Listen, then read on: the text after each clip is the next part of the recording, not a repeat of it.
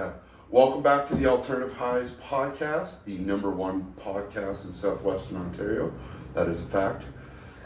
Today, I've got Frank Parker with me. Frank is, in my words, would say, is a pivotal human in our community. You do a lot of really cool things. I don't want to embarrass you here, but like just the stuff that you do that I know about is so amazing. And just to give a quick thing, your dad, your coach, your boss, you train, do you still do coaching like with like life coaching stuff or like training, or is that? So about a year and a half ago, one of my clients approached me with a job opportunity to run his business in London. So taking that job kind of halted all my coaching, like my professional coaching with Windsor Express, with the basketball team out of Windsor. And then it pulled me out of the gym as well. I'm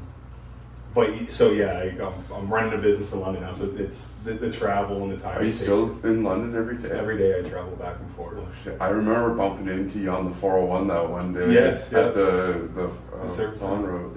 Yeah. So that is wild. I didn't realize that's how that all started there. Because I was seeing you at the Y, like you were training somebody there. So that's my boss. That's actually the guy who runs the business. Okay. Yeah. That's neat, man. Yeah. So, how many of those, like, are they all owned by him, like this local one? So you started there, right? It's a franchise. It's a license. It's like a light. I don't know the exact how it works, but my boss owns Chatham. His partner owns Windsor. He also owns London. So I run the London location, and then he has the license for Sarnia. And kind of the deal was that you come on board, and you put a great offer on the table. He kind of knew what my life was like and how much I enjoyed doing what I did. Yeah. But I think he's seen the vision with me there, and I am appreciative every day for it, because I didn't realize I could do what I do. I had the confidence I could do it, but he really seen a vision, and he just allowed me to do my thing, and it's been awesome. But yeah, so part of that deal was that when we open up Sarnia, I can have half ownership of Sarnia, or some ownership of Sarnia. I don't know exactly what that's. Cool. Yeah, so I work really hard in London to kind of prove myself that if we make this trip to Sarnia, we're going to make it work. So this started out because you're training him? Yeah, he's a client. And then it turned into... I watched him buy his first Restore FX and like open it up, and like he would come into the gym, and the stresses and the successes and the stresses and everything. I hear all about it, so I kind of watched him become successful in Chatham. So then I was just kind of a part of that whole conversation. We kind of laughed and joked about a few things, and I did some sales at Leon's. I did some sales at Holland Optical. I worked there for like 8 years out of school, and then Tasha. Oh man, that was a really fun job. Tasha's. I love Tash. Oh, she's the best. Holland, everybody. Like, there's not a person I know that don't get their class there. Listen, the Holland family I owe so much to, and Tasha I owe like so much to. They took me out of college into like almost my 30s and like dealt with like everything that came along with that. And like, I became a father in that time, and now like Al opened up. Let me tell you a funny story about Al. Okay. I'm in like school, I'm like 18, I'm in like, I get my OSAP, I got a little bit of money in my bank account, I'm just out there living my life, and then I go to use my bank card one day, and it says, there's no money in my account. So I'm like, what? So I go to the bank, and they're like, oh, we'll get you in for a meeting, whatever, you're 18 now, you don't get this kid's account, so they're charging you every time you use your card. So I'm like, okay, whatever. So I go in, they're like, yeah, we'll give you all that money back, no problem, but you can have a credit card now, because you're 18. So I'm like, all right, sweet, awesome. So it was like $1,500. Well, I'm 18, I got no money, I never had no money in my life, so I'm like, $1,500, but we went and blew that. You can only imagine what we did with it, right? It's like me, Aiden, and Chafin in college, right? So we're up in Toronto. So $1,500 just gone.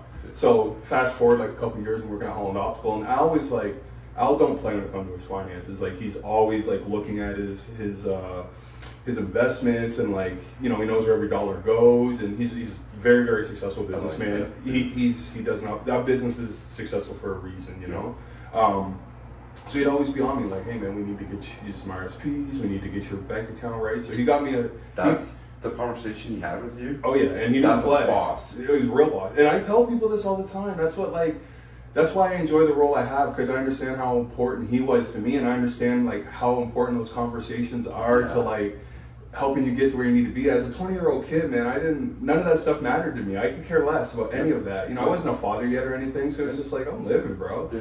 So anyway, he gets me to sit down with his banker, and they're like, very first thing, they're like, oh, so you got a credit card? I'm like, I got a credit card. They're like, actually, it doesn't look like you made a payment on this thing. And I was like, oh yeah, I got one of those in college, but like that's been gone. And they're like, well, you gotta pay it off. And I'm like, oh, okay. So from like that day forward, they just made automatic payments for all my bills and everything, which was great. So I would just get paid money in the bank, it'd automatically come out, and you know, Al just kind of taught me how to be responsible with money and how to live, and like I always kind of like budgeted from him, and like he just helped me with those small things that like, you know, I'm 37 years old now, I still use a lot of the principles he gave me. So that's what I mean, like I owe the Holland family so much. I worked for them 8 years, man. I worked in like a lab making glasses. Stash was like, no, you're coming to sell glasses. So went out front, and they like, you know, that was awesome, and whatever, it didn't work out. But I owe Tasha, I love Tasha, I love Steve, I love the Holland family. They're awesome. I've asked Steve and Tasha, I want to do a group session on here too. I think they bring both the business minds. 100%. 100%. They're fun. You go at every angle with those two too. How does, and this is like way out in left field right now, but I don't want to forget. No, please. I pinned it. You were coaching with the Windsor Express. Yeah. How does that pop up onto your radar? Yeah. So this is a fair question because I get asked all the time, but I think if you ask the closest people to me, they'll tell you like, I'm not afraid to fail, bro. Like an opportunity like that is something you can't say no to. But I actually got into the Windsor Express doors through like a business venture. So Dardis, the owner, I'm involved with this is kind of how story time goes with Frank. I kind of branch off on different stories because it all kind of. I'm gonna be putting little pins there. Okay, come back. Please, I appreciate it. And make sure I stay on track because I'll do it too. It's all good, man. Well, it's gonna be good then. So, I'm part of a mentoring. It's called Freedom Achievers Mentoring Portal. So it's through the Amherstburg Museum, and it's basically a bunch of successful Black people in different career fields, and we basically we had a portal. And if you're a kid in college and graduating, or in college and looking for placements or just different job opportunities, different ways to be successful in your field, we have a portal that you can come like reach out to us through this portal, and we just kind of help guide you and help you find a job, whatever it may be, maybe build a resume, whatever it may be. So I'm part of that. That's the Freedom Achievers. And they're still going. It's still going, yeah. And so you're still part of it? Still part of it. We haven't been super active lately. Usually, we have like a keynote speaker come down, and we try to get people out. We try to get young entrepreneurs, young people that are like graduating. We try to get everybody out to kind of engage with us and try to build this portal. Yep. So, Dardis. So, Dwayne Casey he used to coach the Toronto Raptors. Then he was with the Detroit Pistons for a bit. So when he was with the Pistons, they had him come over to Amherstburg and do a speech. So yeah, I'm sitting there, I'm listening to the speech. It's awesome. It's very inspiring.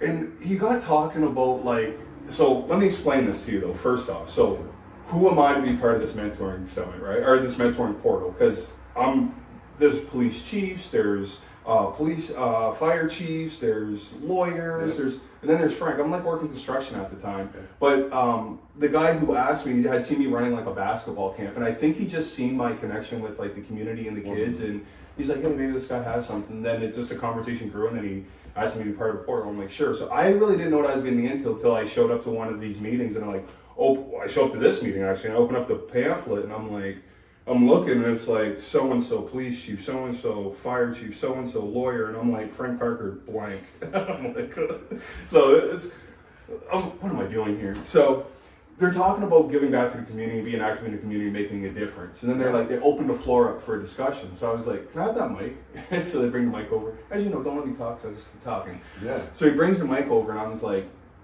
hey, can everybody grab their pamphlet, please? Open up your pamphlet. So they all open them up, and I'm going through, and I'm like, look, this is amazing. And I go through these names, and I'm like, yeah, you see about the 9th one down, it says Frank Parker? I was like, see how it doesn't have an occupation beside it? That's me. And I was like, why I'm saying this is because you don't need to be a doctor, lawyer. You don't need to be any of these people to make a difference in your community. You got to care and want to be out there. I'm in my community every day. Yeah. So I went on and like, I can't really remember everything I said, but people got up and started like clapping and stuff. You're a passionate speaker. You're very well spoken. Oh, thank you. If I'm talking about something we love, it's just me, man. So anyway, yeah. So they get up, they clap. Richard Petty, he was the president and CEO of MLSE, who's from Windsor, graduated from like University of Windsor, went on to be the president of like the Raptors and all them. So he's like an assistant to like this portal, because he is back now in Amherstburg. He's retired. He's like super successful, like millionaire, billionaire type thing. Yeah. I'm not sure, like super successful. So he's back in Amherstburg, and he's part of like the BIA in Amherstburg. So he really like helps out the downtown Amherstburg and build that up. So he was there, and he's the one that brought Dwayne Casey over. So he like came over to me and handed me a business card with his name on it. Like there's like his business card from no information, and he wrote his name on the back with his email and phone number, and he was like, if you ever need a hand in your, trust me, man, it gives me goosebumps still thinking. Yeah, man, that's wild. Yeah, he's like, if you ever need anything in your community, ever anything I can do, make sure you reach out. And then I'm like, oh, thanks. You know, I turn around, Dwayne Casey's walking, shake his hand. He's like, you know, so there's like this crazy domino effect, and then Dardis comes up to me. He's the owner of the Windsor. So yeah, back to Dardis now. This is how I meet Dardis. So he's like, hey, that was powerful. That's awesome. Yeah. He starts talking to me, and he's like, oh, you're from Chatham. He's like, you know, that's a market I really want to get into. He's like, you know, why don't you give me a call? Maybe come down for an interview. I think maybe we can come up with something. So I'm like, all right, cool. So we're in contact. I go down like a month later. We have this 3-hour interview, and it went great. And he's like, yeah, how do you about doing like some partnership stuff with Chatham? And I was like, yeah, I can probably go around businesses and like, yeah, I'll figure that out for sure. Like whatever, yeah. I'd love to. I love basketball. He's like, all right. He's like, come up to a couple games and like get a feel for it. So I get all dressed up, and like I'm in this suit. He's like, you know, he tells me he wants me to do this and that. Yeah. So I'm like, all right. So I go out, and you know, I'm meeting the coach and I'm meeting everybody, and I love basketball. So yeah. hey, and they know I'm a trainer. Like this whole thing kind of is, again, they know I'm there because I was running a basketball clinic. They know I'm a trainer. So there's like, they know this from that interview as well. So anyway, I'm meeting coach, and I'm introduced as like, you know, Frank trains in Chatham, blah, blah, blah. So coach is like kind of intrigued already. So anyway, I'm like 2 games in. There's a guy that sits on the bench. His name's Phil. He's kind of like a manager of the team. Yep. He's sick. So he comes up to me. He's like, hey, I think you're the perfect man for the job tonight. And I was like, what job? He's like, you're going to have to fill in for me. And I was like, what do you mean? And he's like, you're going to have to help coach up today and sit on the bench. I got to go home sick. And I was like, does Dardis know that? Like, is coach cool with that? Like, of course I will, but I don't, I don't know what I'm doing. And he's like, no, you're the perfect man for the job. So I'm like, all right, cool, whatever, I'll try it. Yeah. So I go there and I do it, whatever. I'm like keeping track of fouls, and I'm like doing like simple stat stuff. And coaches, you know, and I know one of the assistant coaches already. I've done like I did my basketball course with him, like my certificate for coaching with him. Yeah. So I already kind of have a relationship with Neil on the bench, and I've been in contact with Neil since this. I'm always trying to get as much resources as I can, right? 100%. So, yeah, so it went good. Coach asked me to come back for the next game, so I'm like, sure, whatever. So we went out for dinner after, and then he's like, what did you think about the game? So we just started rapping, we're talking basketball, and I'm just telling him what I seen, telling him, he's like, you know, he's like quizzing me and like trying to trick me and stuff, and I'm like, again, I love basketball. I'm not, like, Coach played in the NBA. Coach played all over Europe in the NBA. Like, I'm not even just going to sit here and be like, yeah, I was the man for the job. I got a lot to learn. Like, yeah. But anyway, he was like, hey, man, that's impressive. Like, you need to come back. I want you to be a part of what we're doing here. I think you can help. And then, you know, we're talking about training and stuff. So he's like, come on to practice. I want you to do your training thing. And then, you know that, but you can learn a little bit more about this basketball thing. I'm like, let's do it. So. Yeah. And then, yeah, man, they invited me to like film study and stuff like that a couple times in my first year, and then I really got to learn how to like look at film and break film down a little bit, and then, yeah, man, and that's so cool. Yeah. How long did you do that for? 3 years, 3 seasons. Yeah. If go on the website, I'm still a coach on the website. Yeah. Dardis won't let me not be a part of the team. He was always Dardis. Yeah. Was this This isn't your first year away from it. This is my first year away. It is the first, and that's... You wouldn't know it though. Like, I'm in contact with the guys every day. Yeah, I was just saying, how do you step away from that? But I understand. Yeah. Like, you're coaching your daughter now. I'm actually, I was coaching her my last season with the Express. I brought her up a year and I coached the grade 8 girls. Yep. But no, I'm just a happy dad. That's why I was like rushing to be here for 7 and 8. I was they're playing in Windsor. Oh, yeah. She's so out just step right back, watch from the bleachers. It's so hard to just I was gonna say, how do you do that? I know I've watched you in the crowd before. It's not when we went to the McGregor game. Oh, is that the one I got kicked out of? No, no. Okay. But it was the day that they honored. What's that? Oh, Bridget. Bridget. Yeah. Oh, that's And dude, let me tell you, like, as a friend. Yeah. And again, I got goosebumps. Like watching, and you're very humble. Like I looked over at you and like I could tell you, but she acknowledged you in front of all these people. You being so like, and I know how big of a heart you have. I know how compassionate you are, and I know that you just want everybody to succeed. Like, ain't that what this thing's all about? What is life, man? Like, dude, it's fun to actually see. If I'm at the mountaintop by myself, like that's a lonely place.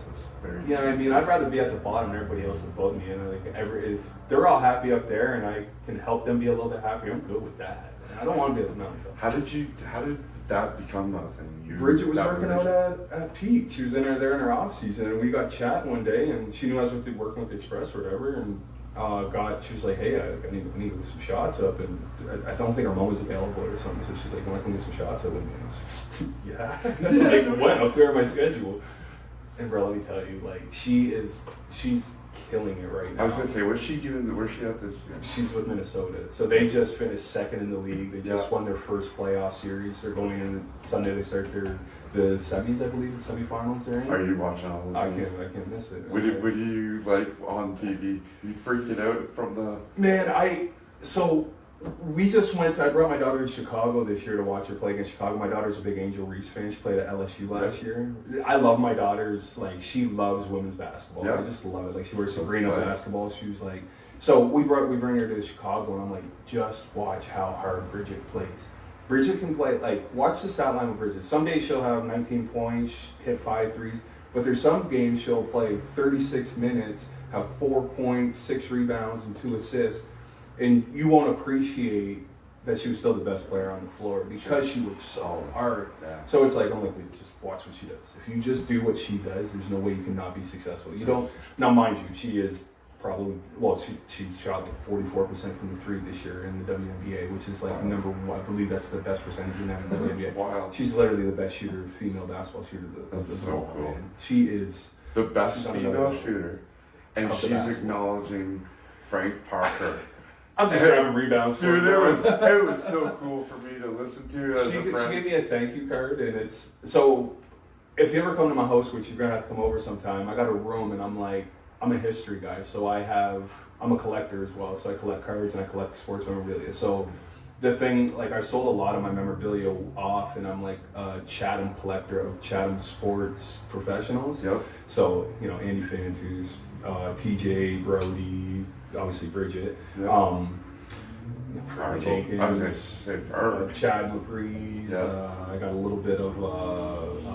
I always forget how many successful athletes that came out of Chatham. We have a lot, and we listen. I'm gonna make it my job here eventually to, like, make sure everybody gets recognized with what they need to deserve to be recognized for. Dude, whatever I can do, I would love to trust me on that, because it's like the next game plan. That would be so much fun. Like, just highlight them. Dude, honestly, like when I walk into the Memorial Arena and you go around, I don't know if they keep that updated, like the all the athletes, the award things.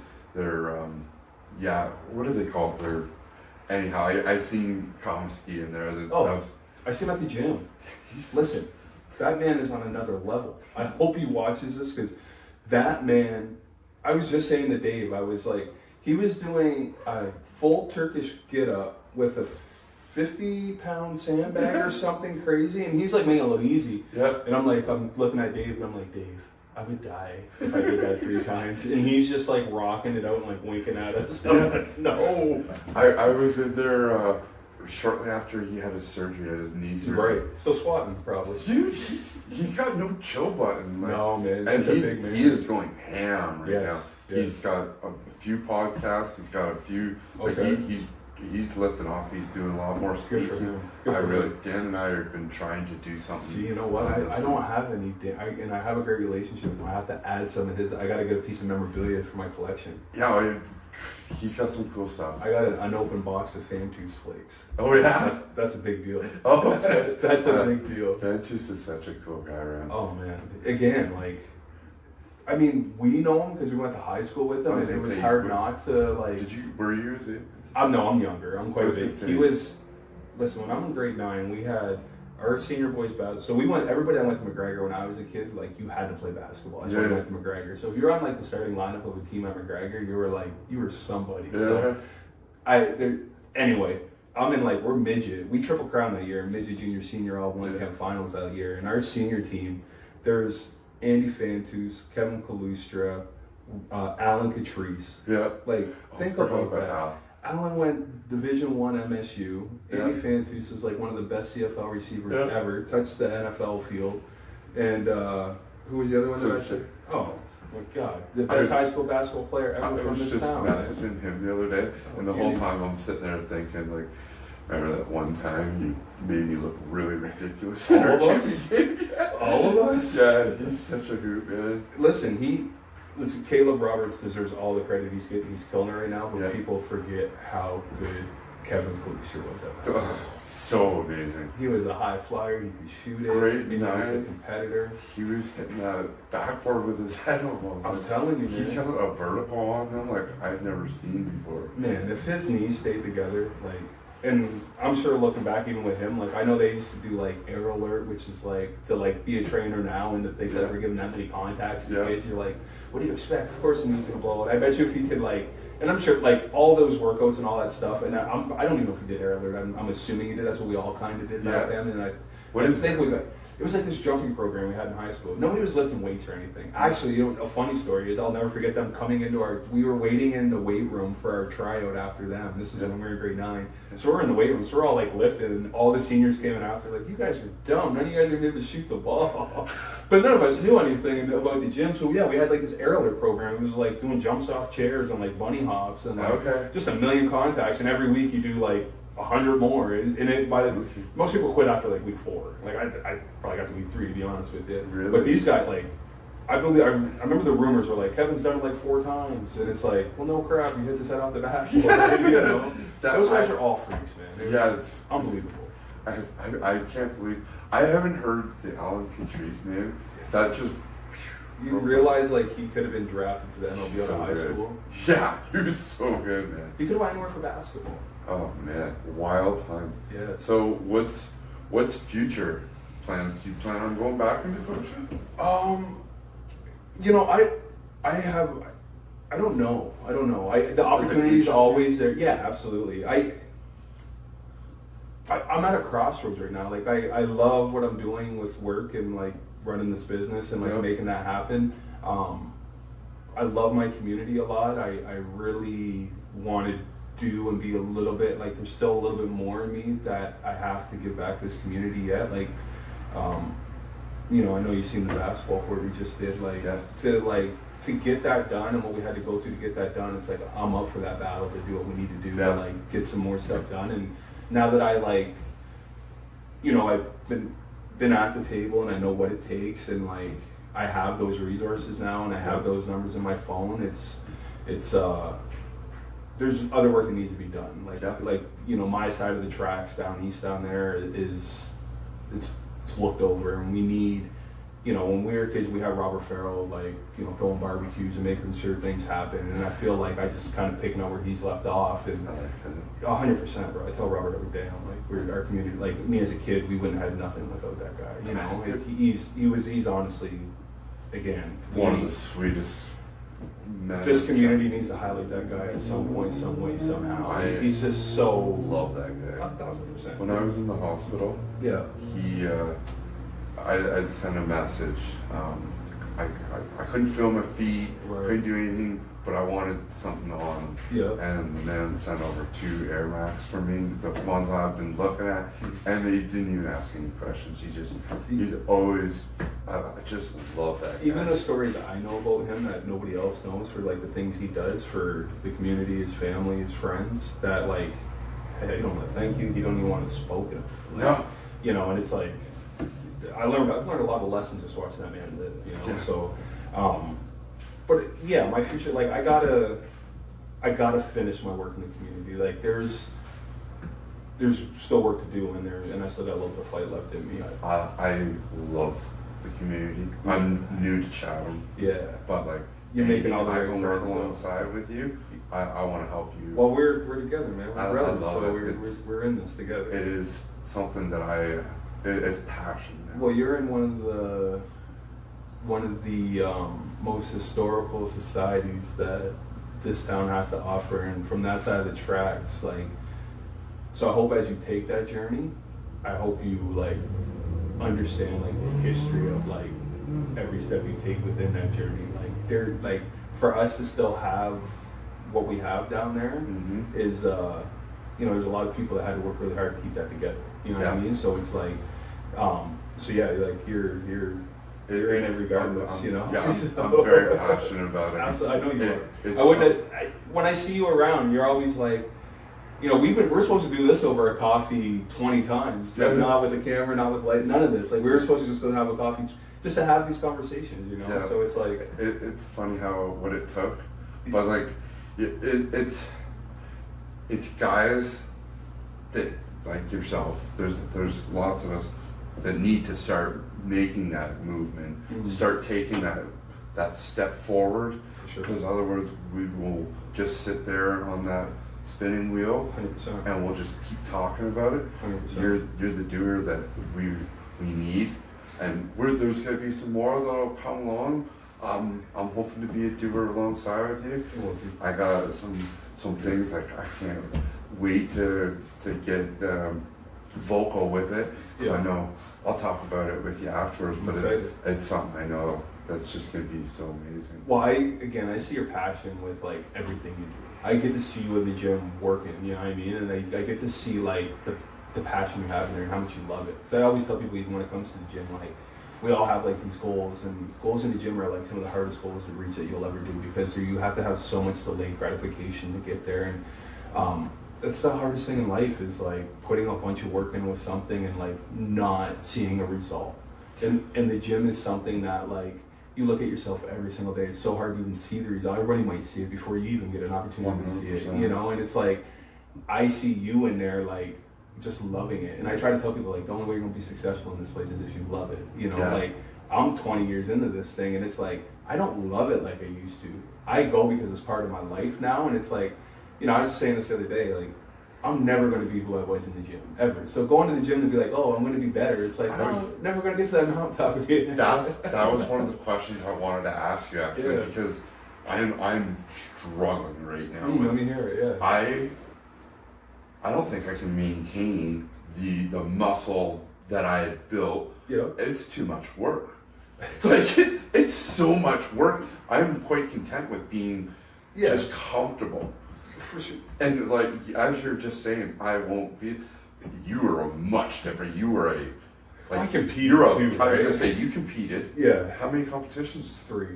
That's what I'm saying, man. Wild, like, man. I'm a mutt, bro. I go after stuff. Like, I'm about it. What's tell me what a training for a show is like for that, because I can't even imagine. I've never talked to anybody that's even competed in muscle. Like, it's so freaking hard to get to. Like, you have to be the most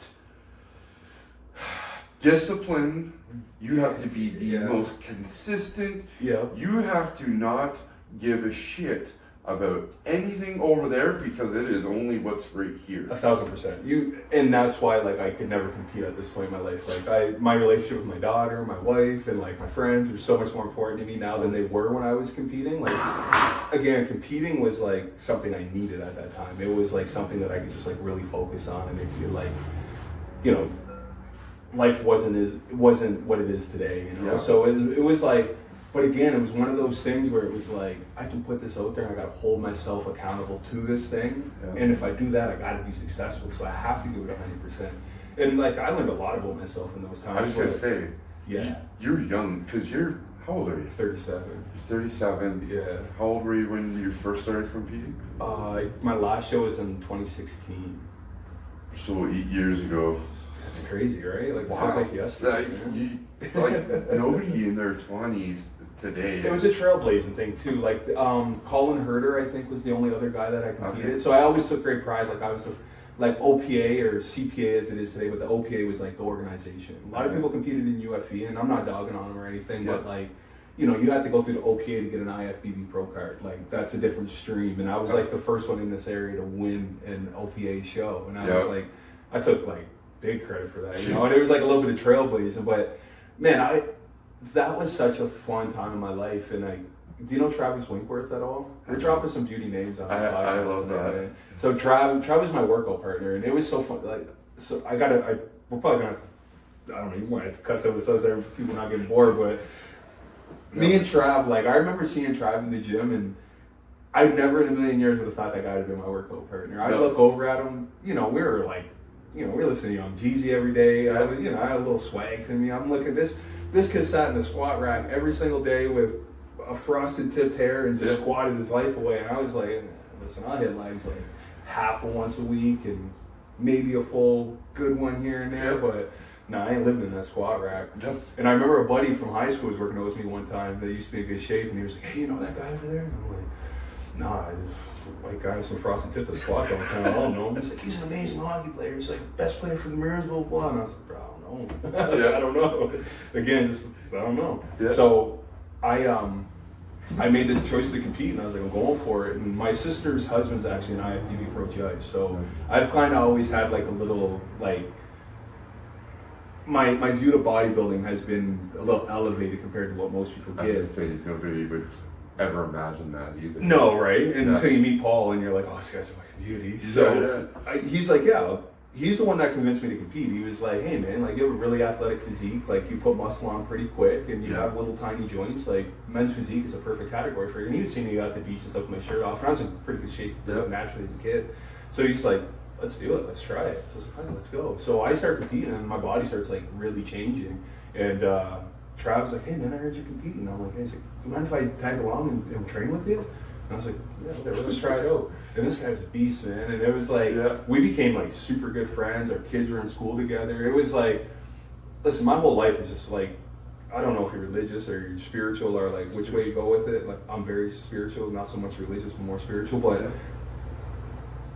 my life has just been a ball, and like everything seems to connect for a reason, you know. And I'm very, very thankful for that. But like my relationship with Trav, like just connected on so many levels. And again, he just pushed me to be like, go hard with this bodybuilding thing. He knew a lot more about it than I did. Like I just had my resources, my brother-in-law.